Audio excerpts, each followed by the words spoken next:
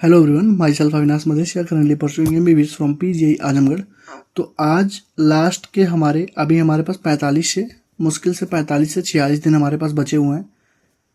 उस 45 दिन में तुम्हें क्या करना है, कैसे अप्रोच लेके चलना है, कैसे फिजिक्स को टैकल करना है, कैसे अपने नंबर को 100 नंबर से 150 नंबर तक ले जाना है, कैसे मतलब छोटी छोटी गलतियों से बचना है, लास्ट के टाइम पे अपने नोट्स का कैसे रिवीजन करना है, अपने नोट्स का यूटिलाइजेशन कैसे करना है, वो सारी चीज़ें मैं बताने जा रहा हूँ। ये वीडियो ये मत समझना कि जीरो पे हो तो 180 नंबर ला दोगे, जीरो पे हो तो 160 नंबर ला दोगे 40 दिन में, कभी नहीं पॉसिबल होगा। ठीक है, वो हमारे किस्मत पे डिपेंड करता है कि अगर किस्मत हमारी अच्छी हो और हम जो चीज़ पढ़ के गए हों, अगर वही चीज़ें पूछ ली गई तब तो जाके कर पाओगे। जैसे तुमने पूरा चैप्टर छोड़ रखा है, पूरा रे ऑप्टिक्स छोड़ रखा है, तुमने रे ऑप्टिक्स में लेंस पढ़ रखा है और ऑप्टिकल इंस्ट्रूमेंट पढ़ रखा है, और लेंस से 2 क्वेश्चन आ गए, 1 क्वेश्चन ऑप्टिकल इंस्ट्रूमेंट से आ गया, तब तो तुम्हारे बल्ले बल्ले हो गए, तुम्हारे नंबर आ गए। लेकिन अगर क्वेश्चन मिरर से आ गया तो तुम गायब हो जाओगे ना वहीं पे, तो बस किस्मत वाली बात हो जाती है। ठीक है, तो 0 से 180 वाला यहाँ पे सपना मत देखना। जो चीज़ें जेन्युइन बताने जा रहा हूँ, जो नोट्स तुम्हारे हैं उसका यूटिलाइजेशन कैसे करना है, सारी चीज़ें बताने जा रहा हूँ। वीडियो को शॉर्ट ही रखूँगा। ठीक है, इसके बाद अगर इस वीडियो पे तुम लोगों ने अच्छा रिस्पॉन्स किया, अगर तुम्हें केमिस्ट्री का चाहिए होगा तो कमेंट करना कि भैया केमिस्ट्री का भी बनाओ, केमिस्ट्री का भी बनाएंगे। ठीक है, जितना मिनिमम कंटेंट इस टाइम पे रखोगे उतना ज़्यादा सिलेक्शन के करीब जाओगे। जितना इधर उधर दौड़ोगे कि ये टीचर का 1 शॉट आ गया, इस टीचर का 1 शॉट आ गया, इनका क्रैश कोर्स, उतना ज़्यादा परेशान रहोगे। अगर तुम्हारे पास खुद के नोट्स हैं तो सबसे बेस्ट तुम्हारा नोट ही है।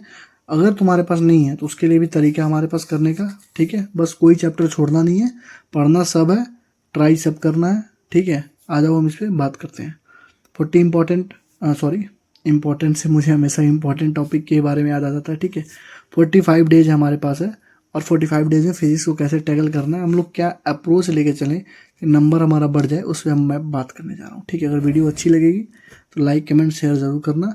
वीडियो एंड होने के बाद फिर से वीडियो पे क्लिक करोगे तो हाइप करने का भी ऑप्शन आएगा, तो कर सकते हो इफ़ यू वांट, अगर तुम्हें अच्छी लगी तो। ठीक है, केमिस्ट्री का चाहिए, बायो का चाहिए तो कमेंट सेक्शन में बता देना। फिर अगर तुम चाहते हो कोई और वीडियो बनाई जाए और उसमें मैक्सिमम लोग मतलब सहमत हैं कि हाँ भैया कोई ये वीडियो बनानी चाहिए, तो मैं बनाऊँगा।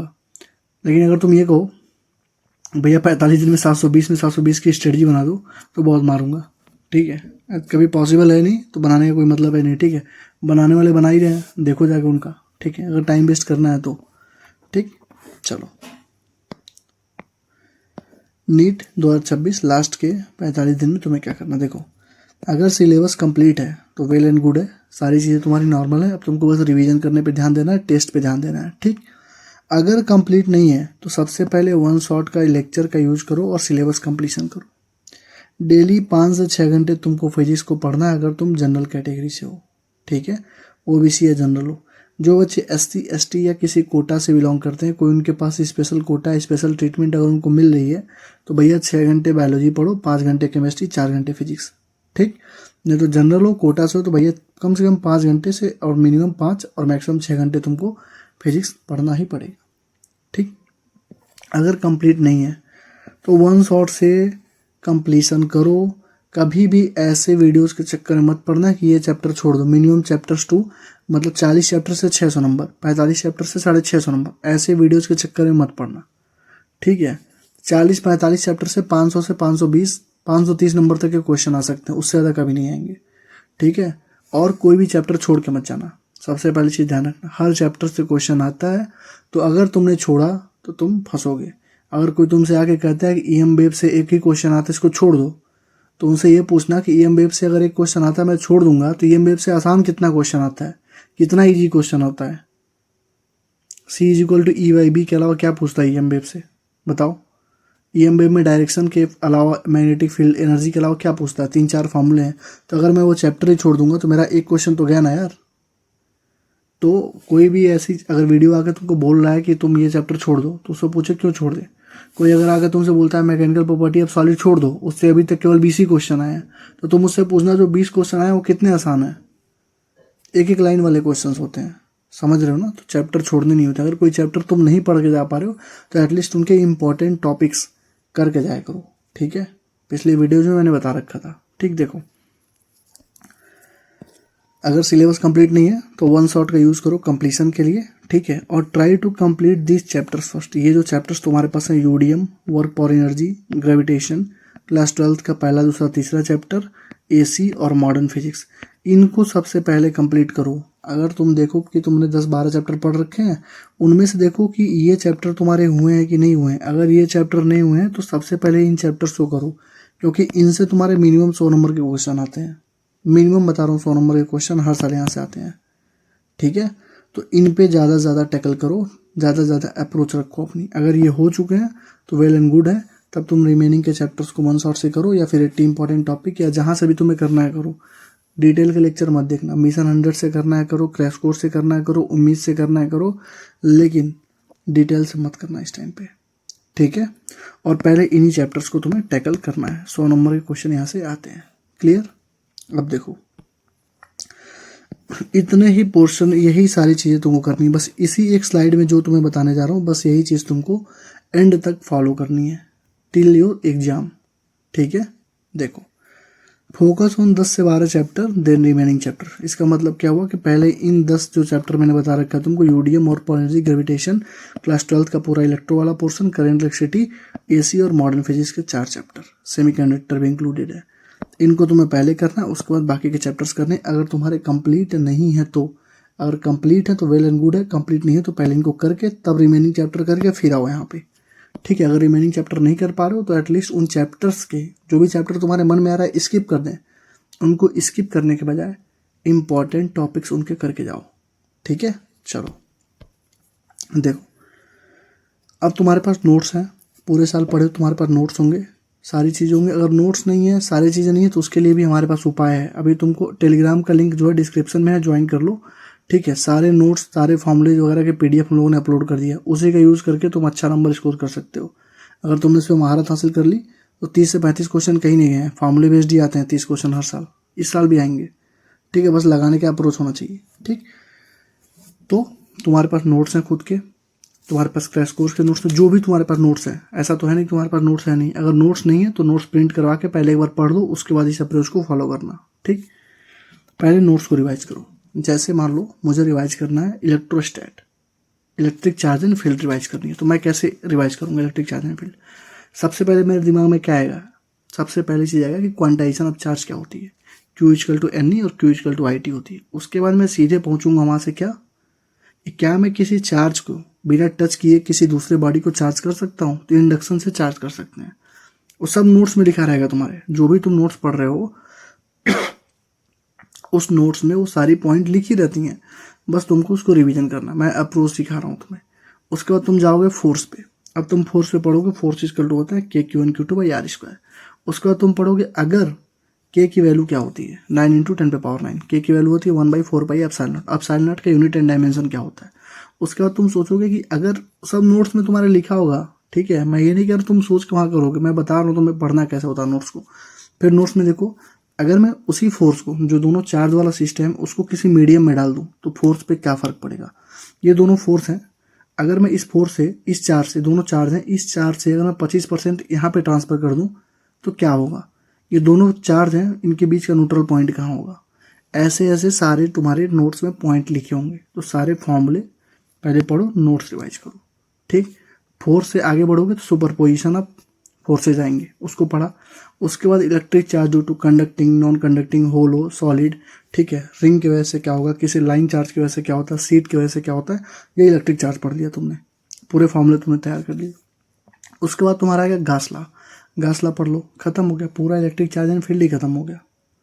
ठीक है, पोटेंशियल में भी यही सेम चीज़, इलेक्ट्रिक पोटेंशियल के बारे में पढ़ा, पोटेंशियल एनर्जी के बारे में पढ़ा, कैपेसिटर के बारे में पढ़ा, खत्म है। तो तुम्हें बस क्या करना है, अपने नोट्स को खोलना है, नोट्स को खोलते हुए नोट्स रिवाइज करना है और फॉर्मूले पढ़ने हैं।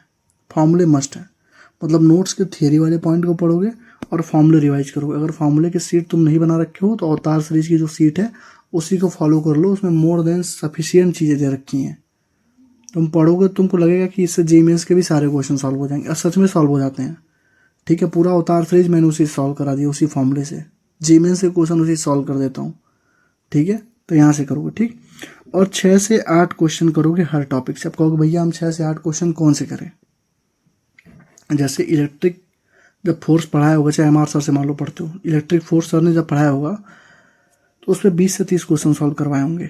तो इतनी मोटी जब नोट्स बने होंगे तो अभी तो तुम इतना मोटा नोट्स का यूज़ कर नहीं सकते हो, सारे क्वेश्चन कर नहीं सकते हो। इसीलिए बोला जाता है कि जब स्टार्टिंग में, जब तुम्हारा सेशन शुरू हो मे में एग्जाम के बाद, तभी से क्वेश्चन मार्किंग करना स्टार्ट करो। जो क्वेश्चन फंस रहा है मार्क कर लो, ताकि लास्ट में जाके रिवीजन करने में काम आए। ठीक है, अगर किए हो तो वेल एंड गुड है, अगर नहीं किए हो तो बात सुनो मेरी। 6 से 8 क्वेश्चन करो हर टॉपिक के। जैसे इलेक्ट्रिक चार्ज एंड फील्ड में तुमने फोर्स पढ़ा, तो फोर्स में पहला क्वेश्चन पढ़ो कि Q1 Q2 by are square होता है। अगर इसको किसी मीडियम में डाल दिया गया तो कैसे चेंज करेगा, तो पहला क्वेश्चन हुआ। दूसरा क्वेश्चन करो कि दोनों चार्ज के बीच के न्यूट्रल पॉइंट क्या होगा। ठीक है। तीसरा क्वेश्चन करो कि अगर मैंने यहाँ से 50% या 60% चार्ज ट्रांसफर कर दिया गया तब क्या होगा। ठीक है, 3 क्वेश्चन तुम्हारे हो गए। चौथा क्वेश्चन कर लो कि अगर कोई थ्रेड चार्ज सिस्टम है तो उसमें फोर्स कैसे वेरी करता है। 4 क्वेश्चन हो गए। और force equal to Q equal to mg वगैरह एक का क्वेश्चन और एक्स्ट्रा कर लो। 5 से 6 क्वेश्चन करोगे तुम्हारा पूरा टॉपिक तैयार हो गया। अब तुम ये सोचो कि मैं फोर्स इक्वल टू के Q1 Q2 by are square पे 10 क्वेश्चन कर लूँ, क्या मतलब है यार। सिंपल से अगर कभी फोर्स पूछेगा तो तुमको फॉर्मूला याद है, वो तुम कभी भी सॉल्व कर दोगे। तो डिफरेंट 5-6 क्वेश्चन तुम हर टॉपिक से कर लो। ठीक, कोई भी बड़ा चैप्टर होता है तो उसमें 5-6 टॉपिक से ज़्यादा नहीं होते हैं। जैसे रे ऑप्टिक्स इतना बड़ा चैप्टर है, मिरर के 5 क्वेश्चन कर लो, लेंस के कम से कम 10 क्वेश्चन कर लो, लेंस बड़ा टॉपिक है। प्रिज्म के 5 क्वेश्चन कर लो, TAR के 2-3 क्वेश्चन कर लो, ऑप्टिकल इंस्ट्रूमेंट के 5 क्वेश्चन कर लो। पूरा खत्म हो गया भैया, ऑप्टिक्स ही खत्म हो गया पूरा। तो इस तरीके से रिवीजन करना चाहिए इस टाइम पे। ठीक है, मतलब अपने नोट्स के हर टॉपिक के 6 से 8 क्वेश्चन तुम करोगे ही करोगे। ठीक, तो जब तुम 6 से 8 क्वेश्चन करोगे, ठीक है, 6 से 8 क्वेश्चन जब तुम करोगे तो कितने क्वेश्चन हुए, मान लो 5 टॉपिक हुए तो 30 से 35 क्वेश्चन पर चैप्टर तुमने अपने नोट से कर लिया। अब तुम्हारा अगला अप्रोच क्या होना चाहिए, PYQ करोगे खुद से। नीट के PYQ 2014 से 2024 तक के खुद से करोगे। भले वो क्वेश्चन नोट्स में तुम कर चुके हो ऑलरेडी, लेकिन फिर से करोगे। ठीक है, 2014 से 2024 तक का, ताकि कॉन्फिडेंस आए तुम्हारे अंदर। ठीक है, उसके बाद जेईई मेंस का पेपर लगाओ 2024, 2025, 2026, इन 3 साल के चैप्टर वाइज पेपर निकलवा लो। अगर इलेक्ट्रिक चार्ज कर रहे हो तो 2024, 25, 26 के इलेक्ट्रिक चार्ज एंड फील्ड के जितने भी क्वेश्चन जेईई मेंस में आए पहले लगा लो। ठीक, 3 साल में कम से कम 12 से 16 पेपर हुए होंगे, तो सारे पेपर कम मिला के देख लो, कम से कम 30-30 क्वेश्चन हो जाएंगे पर चैप्टर। तो वहाँ से 30-30 क्वेश्चन यहाँ से हो जाएंगे। ठीक, और DPP जो 80 इंपॉर्टेंट टॉपिक की मैं करवा रहा हूँ यूट्यूब पे, वो मस्ट है एकदम करना। 1600 से 1700 क्वेश्चन मैं करवाऊंगा DPP में। ठीक है, ऑलरेडी लगभग 400 क्वेश्चन करवा चुका हूँ। ठीक है, तो उसमें से 20 से 25 क्वेश्चन एज इट इज़ तुमको फंस जाएंगे डाटा चेंज करके। ठीक है, तो वो तुमको करना ही करना है। तो डेली 20 क्वेश्चन करवाता हूँ, डेली आके कर लिया करो। ठीक, ये तुम्हें करना है। मेरी बात फिर से समझना, 6 से 8 क्वेश्चन हर टॉपिक के करना, PYQ करना 2014 से 2024 तक के, जेईई मेंस के 3 साल के क्वेश्चन कर लेना, और DPP 80 इंपॉर्टेंट टॉपिक की एकदम मस्ट है करना। ठीक, या फिर अगर किन्हीं बच्चे को लगता है कि मुझे थोड़ा सा और मेहनत करना है, मैंने ये सारी चीज़ें कर ली हैं, तो आशीष गुप्ता सर जो सर्वम पे पहले एलेन में पढ़ाते थे और सर्वम में पढ़ाते हैं, वो NCERT की क्वेश्चन प्रैक्टिस करवा रहे हैं और जेईई मेंस से कुछ सिलेक्टेड क्वेश्चन करवा रहे हैं। तो NCERT वाली और जेईई मेंस वाली तुम जाके कर सकते हो। या फिर तमन्ना चौधरी मैम, अभी शायद वो 27-28 तारीख से पिछले 10 साल के जेईई मेंस के सारे क्वेश्चन चैप्टर वाइज करवाने वाली हैं, तो तुम वो भी कर सकते हो। लेकिन देखो, ये मैंने दोनों इंक्लूड क्यों किया, क्योंकि इसके बारे में बहुत सारे बच्चे पूछ रहे थे, और मेंटरशिप में जो मेरे बच्चे थे वो भी पूछ रहे थे भैया ये कर लें क्या हम, इसलिए मैंने तुमको बता दिया। ठीक है, अब देखो मेरा मानना क्या है। देखो, आशीष गुप्ता सर जो क्वेश्चन करवा रहे हैं तुम वो कर सकते हो, कोई दिक्कत नहीं है। NCERT के PDF निकलवा लो, और जो क्वेश्चन करवा रहे हैं वो अलग से जेईई मेंस वाले क्वेश्चन निकलवा के साथ में सॉल्व करते रहो। ठीक, तमन्ना चौधरी मैम 10 साल के क्वेश्चन करवाएंगे, तो मुझे लगता है कहीं ना कहीं 10 साल के क्वेश्चन जेईई मेंस के बहुत ज़्यादा हो जाएंगे। अगर तुम्हारे पास टाइम है तो करो, नहीं तो बस 3 साल के बस ये काम कर लेना। क्लियर है, PYQ 2010 से 2014-2024 तक का PYQ, जेईई मेंस के 2024, 25, 26 के पेपर, और DPP 80 इंपॉर्टेंट टॉपिक की मस्ट है। क्लियर हुआ।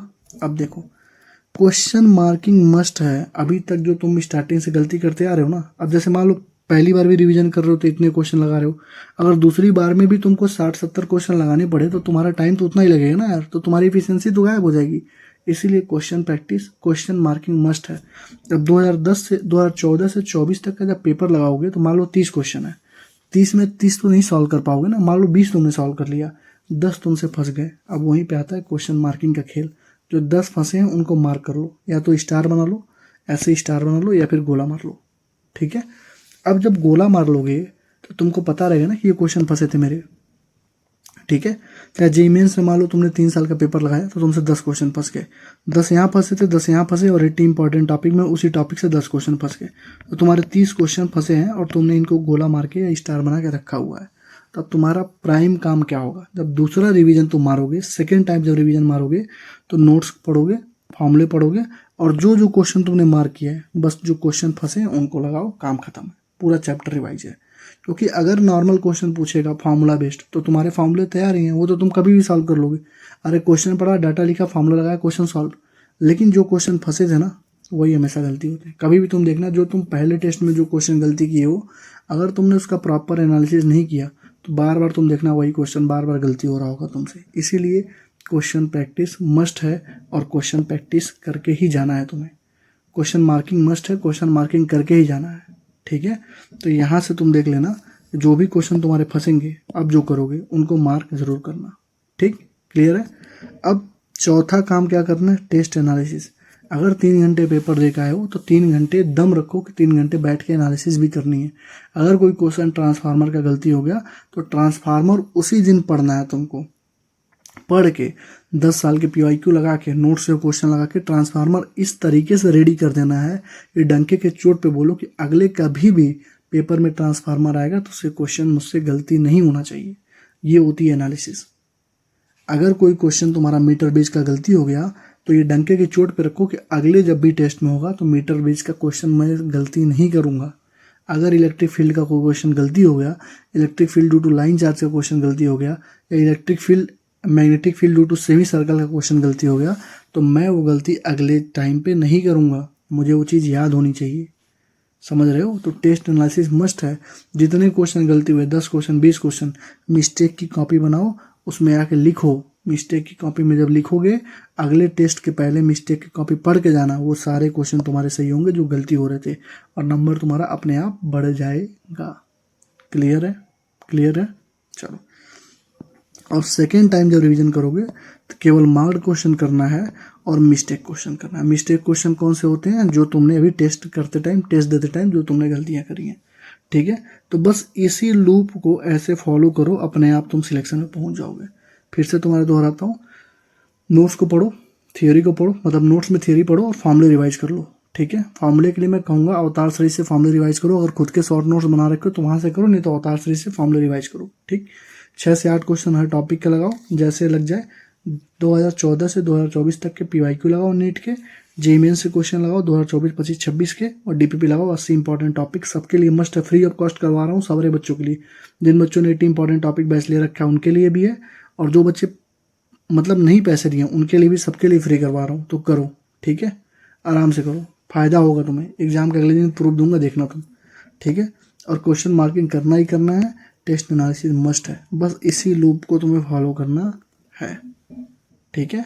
अब जो बच्चों का सिलेबस हो चुका है, चैप्टर हो चुके हैं, भैया इसी चीज़ को फॉलो करो, इसके अलावा कुछ मत करना। बस तुम एक करो, तुम्हारे नंबर अगर ना बढ़े तो तुम कहना। और देखो 30 मिनट तुम्हारे शेड्यूल के होने चाहिए, डेली के शेड्यूल के, जिसमें तुम केवल फॉर्मूले रिवाइज करोगे। 2 दिन फॉर्मूला रिवाइज करो फिजिक्स का, तीसरे दिन फॉर्मूला रिवाइज करो फिजिकल केमिस्ट्री का। जैसे 2 दिन तुमने मान लो यूडीएम रिवाइज किया, formula, motion 1D 2D NLM, work power energy तुमने रिवाइज किया। तीसरे दिन तुम क्या करो, मोल कॉन्सेप्ट और रेडॉक्स के फॉर्मूले याद कर लो। मतलब 30 मिनट तुम्हारे पास डेली देने पड़ेंगे तुमको फॉर्मूले रिवीजन के लिए, सबसे ज़्यादा ये तुम्हारा हथियार होगा। अगर फॉर्मूले याद है तो 70% चीज़ तुम्हारी बन चुकी होती है, काम तुम्हारी बन चुकी होती है, ठीक, क्लियर है। चलो आगे बढ़ो। अब देखो मैंने क्या बोला था, जिनका बैकलॉग बहुत ज़्यादा है या फिर जो अंडर कॉन्फिडेंस है, एकदम 0 पे है, मतलब बैकलॉग इतना ज़्यादा है, मतलब पूरा पूरा पढ़े ही नहीं है, 1 चैप्टर 2 चैप्टर 3 चैप्टर पढ़े हो, तो इस टाइम 1 शॉट से करोगे तो सिलेक्शन होगा। इस टाइम 1 शॉट से कर ही नहीं पाओगे, तुम्हारा टाइम ही पूरा गायब हो जाएगा। डिटेल्स का कभी सोचना ही मत, डिटेल से कभी होगा ही नहीं, ठीक है। और इधर उधर जो जाके मेंटरशिप में पैसे दे रहे हो ना 1 महीने में सिलेक्शन कराने वाला, भैया तुम एग्जाम के बाद उनसे मिल लेना, ठीक है। देख लेना कितने बच्चों को सिलेक्शन वो लोग करवा दिए, बस पैसे लूट रहे हैं, तुम लूटवा रहे हो, ठीक है। देखो अगर बैकलॉग बहुत ज़्यादा है, अंडर कॉन्फिडेंस हो, 0 पे हो, तो केवल 80 इंपॉर्टेंट टॉपिक जो फिजिक्स में मैंने दे रखे हैं, टोटल 60 से 70 घंटे में कंप्लीट है विथ रिवीजन के साथ, ठीक है। तो उनसे अगर तुमने केवल 80 इंपॉर्टेंट टॉपिक कर लिया, या फिर तुम्हारा कोई चैप्टर का मन कर रहा है छोड़ के जाने, जैसे तुम्हारा मन कर रहा है ऑप्टिक्स छोड़ दें, ऑप्टिक्स तुमको समझ में नहीं आता, ऑप्टिक्स छोड़ दें, तो एटलीस्ट ऑप्टिक्स के 80 इंपॉर्टेंट टॉपिक में जो जो टॉपिक मैंने करा रखे हैं वो तुम करके जाना, उसको कभी मत छोड़ना, ठीक है। या फिर मैग्नेटिज्म छोड़ना है तो मैग्नेटिज्म के वो टॉपिक ज़रूर करके जाना, ठीक है। क्योंकि क्वेश्चन हर चैप्टर से आता है, तो मैक्सिमम चांस होगा, 99% चांस होगा क्वेश्चन वहीं से आ जाए जो तुम पढ़ के गए हो, ठीक है। तो 80 इंपॉर्टेंट टॉपिक भी अगर कोई बच्चा करता है तो 120 नंबर की गारंटी है, एकदम गारंटी, आँख मूंद की गारंटी कर लो, ठीक है। नीट 2023 में 152 नंबर क्वेश्चन आए थे, 24 में 188 नंबर के 50 क्वेश्चन था, 25 में 136 नंबर के क्वेश्चन आए हुए हैं। अगर फॉर्मूले बेस्ड किसी ने अप्लाई कर लिया, जो फॉर्मूले मैंने लिखवा रखे थे नोट्स में, उन पे क्वेश्चन नहीं करवाए थे, अगर वो गिन लोगे तो 156 नंबर के क्वेश्चन आ जाएंगे, ठीक है। प्रूफ हर साल की वीडियो का यूट्यूब पे पड़ा हुआ है, देख सकते हो, ठीक है। देखो गारंटीड मैं इसलिए बोलता हूँ कि तुम्हारे ऊपर है कि कितना मेहनत करते हो, क्वेश्चन यहीं से होगा, इसकी गारंटी है। मतलब अगर मैंने यूडीएम पढ़ाया है, यूडीएम में 30 क्वेश्चन मैंने करवा रखे हैं, तो जो यूडीएम का क्वेश्चन आएगा वो डिट्टो यहीं से आएगा। बस अगर यूडीएम में वहाँ पे कहीं पे 50 लिखा है तो 500 लिखा रहेगा, कहीं 500 लिखा है 1000 लिखा रहेगा, बस डाटा चेंज रहेगा, बाकी एकदम लैंग्वेज भी सेम रहेगा, डाटा भी, मतलब क्वेश्चन का पैटर्न सेम रहेगा, लैंग्वेज सेम रहेगा, बस डाटा चेंज रहेगा, ठीक है। थ्योरी वाले क्वेश्चन तो सेम टू सेम मिल जाएंगे तुमको, क्लियर है। प्रूफ तुमको नीट 2026 के पेपर के 2 से 3 दिन के बाद मिल जाएगी। कि अगर किसी को ये बैच लेना है तो 7307528981 पे व्हाट्सअप कर दो, मतलब व्हाट्सअप पे मैसेज कर दो, QR भेजा जाएगा, पे करोगे, स्क्रीनशॉट दोगे, ऐड कर देंगे तुमको। बाकी 55-70 घंटे का 5 घंटे डेली पढ़ोगे, 20 दिन में बहुत आराम से कंप्लीट हो जाएगा। 2 बार रिवीजन कर लो, काम खत्म है, 120 नंबर ले आओगे, ठीक है। मिनिमम 120 नंबर, मैक्सिमम तुम देख सकते हो कहाँ तक पहुँचा है, इससे वो तुम्हारे लक के ऊपर डिपेंडेंट करता है, ठीक है। डेमो लेक्चर यूट्यूब पे है, टॉपिक 1 से टॉपिक 6 टॉपिक 10 तक है, भैया जाके डेमो लेक्चर देख लो, जिसको देखना है। 80 इंपॉर्टेंट टॉपिक की प्लेलिस्ट बनी हुई है, उसके बाद जिसको लेना होगा लेना, ठीक है। नीट 2026 तुम्हारा होगा, ऑल द बेस्ट, अच्छे से पढ़ाई करो, ठीक है। अब मैंने जो तुमको ये चीज़ बता दी ना, बस इतनी चीज़, पहले तो ये चैप्टर्स कंप्लीट कर लो, बाकी जो है, और बाकी ये जो है ये चीज़, बस इसी को तुम रिपीट मोड पे, लूप मोड पे चालू कर दो। देखो तुम्हारे नंबर अगर ना बढ़ गए तो तुम मुझसे कहना, ठीक है। अगर केमिस्ट्री की वीडियो चाहिए तो ये बता दो, केमिस्ट्री के लिए कमेंट कर दो, बायो की चाहिए बायो के लिए, जो भी वीडियो चाहिए। अगर 20-30 बच्चों ने सेम कमेंट किया है तो मैं उसको प्रीफर करता हूँ, ठीक है। बच्चों को चाहिए होगा मैं बनाता हूँ, बस फालतू की वीडियो मत बनवाना। 20 दिन में 30 दिन में स्कोर करवा दो 180 में 180, या फिर सिलेक्शन करवा दो, या मेंटरशिप लॉन्च कर दो, ये सब काम मत करवाना, ठीक है। बाकी सारे जो PDF वगैरह हैं, टेलीग्राम का लिंक डिस्क्रिप्शन में ज्वाइन कर लो, मिल जाएगा। और जिसे बैच लेना है यार, बैच के लिए सिंपल सा प्रोसेस है, 7307528981, उस पर व्हाट्सअप करो, बोलो भैया बैच चाहिए, QR जाएगा, पे करो, स्क्रीनशॉट दो, ऐड कर देंगे, ठीक है। सब कुछ लाइन से तुम्हारे पास मिल जाएगा, बस प्रिंट करवा के पढ़ो 2 से 3 बार, ठीक है। Thank you, all the best. Video अच्छी लगी हो तो लाइक कमेंट शेयर और सब्सक्राइब जरूर करना, ठीक है। हाइप कर देना, वीडियो एंड होने के बाद फिर से जब चालू करोगे वीडियो तो हाइप करने का ऑप्शन शो करने लगता है, ठीक है। Thank you, all the best.